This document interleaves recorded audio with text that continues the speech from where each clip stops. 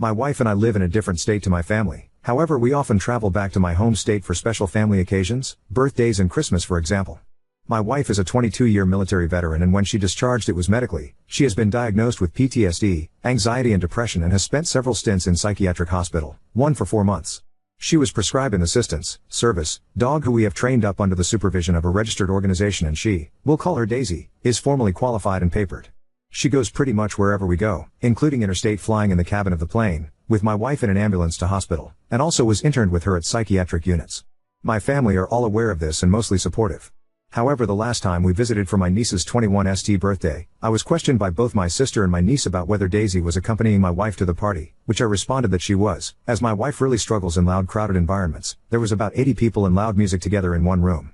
My niece suggested several reasons why Daisy shouldn't go: loud music, balloons, lots of people. Which I assured her Daisy was fine with, and they already know this, being very familiar with Daisy's very calm temperament. My sister then spoke to me after my niece and also said similar things, not outright saying, but heavily suggesting it would be better if Daisy didn't attend. I just said if my wife feels she needs her, she will be attending. Sometimes my wife has been able to do small things without her, but never big events like parties, even shopping centers and restaurants. Daisy comes with her. Anyway, the party came and went. My wife had to take 4 Valium to cope, but managed to sit through the evening with Daisy by her side at our feet at a table. Other people throughout the evening went over to talk to her, and most didn't even notice Daisy was there. For myself, I'm used to my wife's conditions and knew that although she was struggling, she was coping and even enjoying talking to people at times. I danced the night away, periodically sitting down beside my wife and checking in. After the party was over, we had a few days at my sister's house where the topic of her son's impending wedding came up. Again, I was asked by my sister if my wife would be taking Daisy. I again said yes, more than likely, for the same reasons as the 21. Lots of people, loud noises, crowded environment.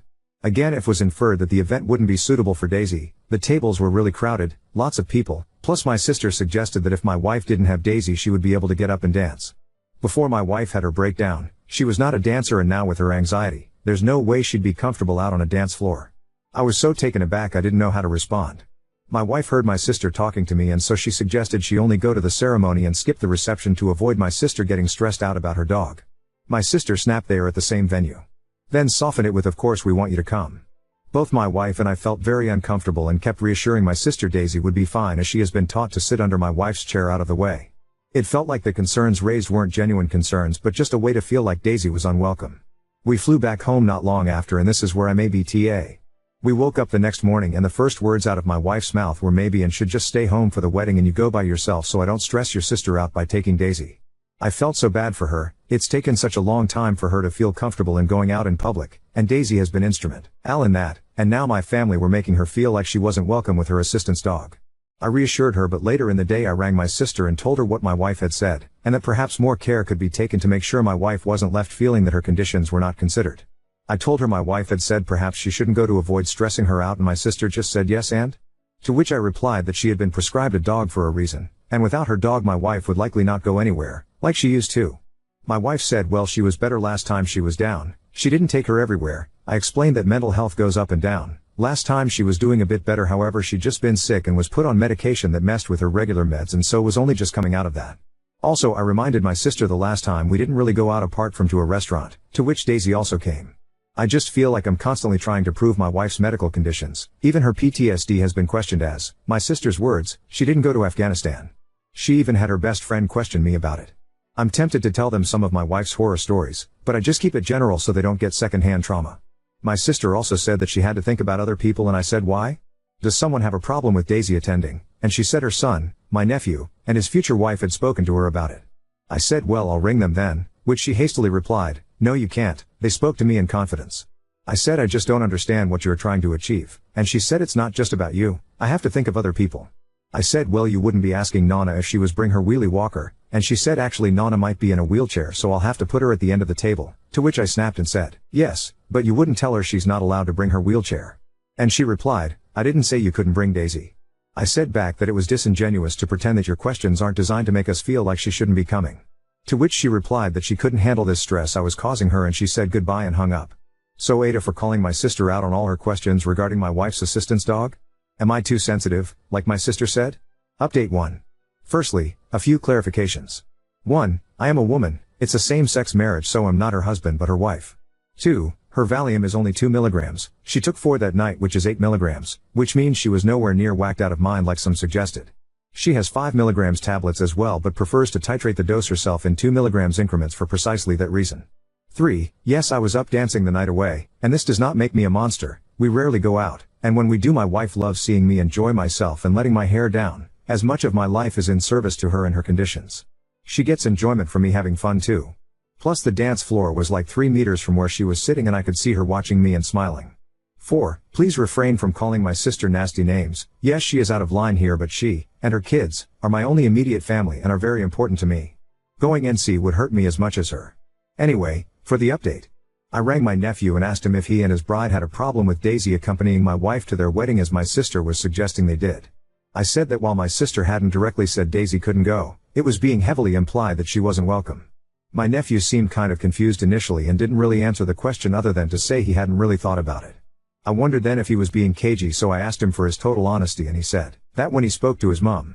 Then he stopped and said actually, Mom spoke to me. He also told her he hadn't thought about it. He then said he hadn't even asked his fiancée yet.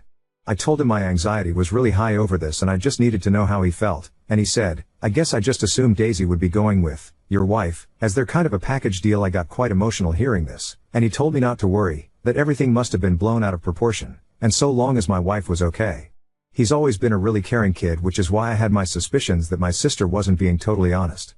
Anyway, we chatted some more. He told me to stop crying otherwise he'd cry at work and all his mates would laugh at him, which made me laugh. He said he'd ring his mom, so I guess shit is going to hit the fan. I have several stress-related conditions because of what I've been through keeping my wife alive, so I really struggle these days with anxiety. I have Minoka and have had a heart attack in the past from stress, to Castubo. I've been having really bad chest pain from this and stomach upset, so although I was tempted to tell my nephew not to call his mom, I need a resolution one way or another. The limbo is too difficult to manage. Let's go to the next story. Am I overreacting for wanting to end a friendship because they body shamed my child? I, 27F, was at a friend's house last night with a group of friends of over a decade. I had a kid when I was on the younger side and I am a single mother, so I'm the only one of my friend group with a child besides my older sister, who was also there. My son, we'll call him Adam, is 7 and I'll be fully transparent, he's a chubby kid. My ethnic background results in my build being fairly tall for a woman and I've always been on the thicker side with plenty of muscle. However, since having a child, the pandemic, and working from home, again I'll be transparent, I've gained a little more weight than usual as well.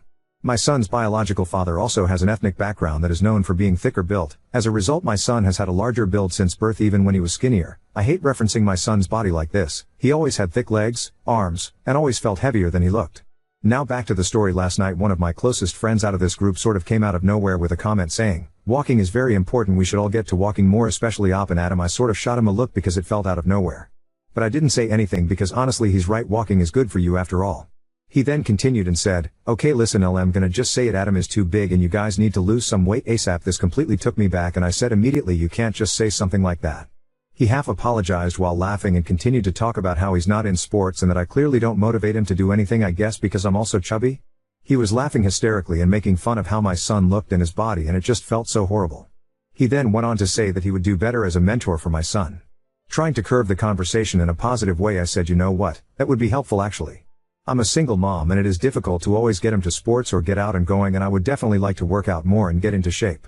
Why don't we do something all together? He then started going on about how much better he's gonna do and how Adam needs to stop being lazy and he needs real guidance. Now, I'm not going to list excuses or deep dive into the stuff we've been through in the past few years, but I will say it's been a lot. What I will say though is this friend and L are close, but I've lived in a different state for several years and he definitely doesn't know enough about our home life to have made those comments. I have played women's professional football for 2 years and my son was also in football, soccer, and we go on walks daily with our dog. A recent traumatic event left me severely injured and resulted in my son being traumatized as well. He now has severe separation anxiety and we only just now worked up to me being able to leave for the store around the corner while he's with my mom, sister, nephew, and stepdad. My son also has a lot of sensory issues and a phobia of bugs. I wish I was kidding. It's gotten so bad that it's hard now to take him to outside events without complete meltdowns. And yes, we have been working on it, but it is difficult especially in the summer months. I have still found ways to get him into indoor sports and still get time in the sun at parks, zoos, and aquariums. I have made my best effort as a single parent and I will admit that I have failed. There's been times that we couldn't afford the healthy option. Or times I've worked 12-hour shifts and haven't been able to cook. I will take responsibility as a parent that my child has gotten chubbier, but why make fun of and comment on a child's weight? I would understand if he was severely overweight or obese and a doctor or family member had to step in and say something, but even then I don't feel like the way it was said was kind or constructive. It kind of felt like he was waiting for an opportunity to make fun of mine and my son's weight. And to outright say you could parent my child better is way over the line, especially as a childless male. I've talked to my sister and other family members about it. She was also uncomfortable with the comments. I think I'm going to talk to him because I do value our friendship, but would I be overreacting if I took a step back from our friendship entirely? First, thank you to everyone who showed me support. I honestly did not think I would get this many responses, but I appreciate all of the insight and kind comments. I don't have anything juicy to update unfortunately, other than that my friend has texted me since the incident, but only to invite me to a group event. I haven't responded yet, but I'm contemplating if I should talk to him there or bring it up over text/phone call. Either way, I will update you all once the conversation is had. For clarification, my son was not there when the comment were made. He will sometimes accompany me to event with his friend, but like I said, all of this friend group is child-free, so we usually are not doing child-friendly activities.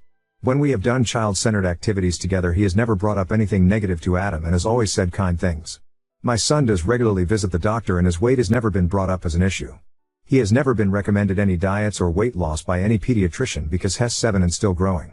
I did get worried because of his comments that maybe I was blind to Adam's weight gain as his mother, but family and friends I've asked have confirmed, without bias, that he is a perfectly healthy boy. We do eat a generally healthy diet on a day-to-day basis. I do impress on him the importance of diet and exercise, and we have cut out fast food, save for emergencies and road trips. And he is signed up for a ton of summer camps and sports. That's another reason why his comments felt strange, because he is aware of how much effort I am putting into making sure he is more active since the incident that threw our life out of whack. Adam has only been out of sports for 4 months and hasn't been signed up since due to us moving and his separation anxiety, but he was a very active kid before everything that happened. I cut out some dialogue for length purposes, but I absolutely said more to him to shut down the conversation. I said multiple times to drop it and called him an asshole by the end. He didn't take any of it seriously and sort of rolled his eyes at my attempts to call him out for being a jerk. I shouldn't have just let it go, but I felt like I wasn't going to be heard one way or another. There were some drinks had by him earlier in the night. I see a lot of comments mentioning that he might be interested in me. My friend is gay, so it is strictly platonic. I don't think he's negging me to be with me unless he's some sort of LGBT double agent. Update 1. All of your insight definitely helped me in my decision to not remain friends with this person. However, in light of recent events, it seems I wouldn't have had to anyways. So on to the update. I mentioned in my original post that everything this friend said about my child was said in a room full of our mutual friends. Well, not too long ago we all attended a gay pride event together and ended up all hanging out. I left early, mom duties, but they all continued to hang out and drink. Apparently after I left, the friend who insulted my kid, Jerry, and our other mutual friend, Kyle, who owned the apartment, got into an argument that grew into a physical fight. Jerry got extremely violent and ended up biting through Kyle's finger and punching his girlfriend in the face when she tried to intervene. He also broke over $1,000 worth of things in their apartment, and from what I heard, the entire place was covered in blood. The next morning I get a call from Jerry and he tells me his version of what happened. He was drunk. He blacked out. He had no clue until the next morning. It wasn't that bad. I then spoke with Kyle and his girlfriend and got the full version of the night's events that I detailed above. They also spoke with me about how disappointing and uncomfortable his comments about my son Adam made them, as they all know and love my son and know he is well taken care of. Long story short, we have all decided to end our respective friendships with Jerry. His use of manipulation, the blatant lying, and his strange and rude comments have all come to the surface, and as sad as we all are to be losing a friend of over a decade, this has to happen. He is, obviously, not happy about it and has been contacting us all frequently, calling us assholes and saying we all abandoned him. Anyway, not the cheeriest of updates, but thank you all again for sticking it through. I'm glad I was able to make my decision to distance without also having to lose my other friends in the group, but I feel so horrible that they had to go through that. My gripe with Jerry seems so small now compared to what happened. It seems to have really traumatized Kyle and his girlfriend.